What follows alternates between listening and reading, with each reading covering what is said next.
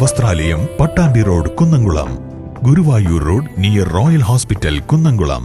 Erumapetty government higher secondary സ്കൂളിൽ ജില്ലാ പഞ്ചായത്തിന്റെ 15 ലക്ഷം രൂപ ഉപയോഗപ്പെടുത്തി ബോയ്സ് ടോയ്ലറ്റിന്റെ ഉദ്ഘാടനം നടന്നു. ജില്ലാ പഞ്ചായത്ത് അംഗം ജലീൽ ആദൂർ ഉദ്ഘാടനം ചെയ്തു.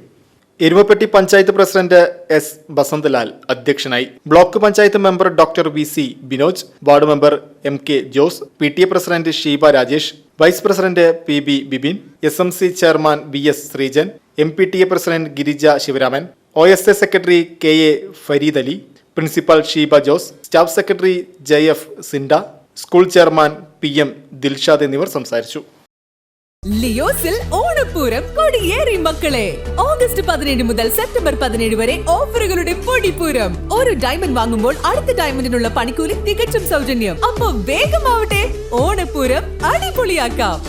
ഏവർക്കും ലിയോസ് ഗോൾഡ് ആൻഡ് ഡയമണ്ട്സിന്റെ ഓണാശംസകൾ.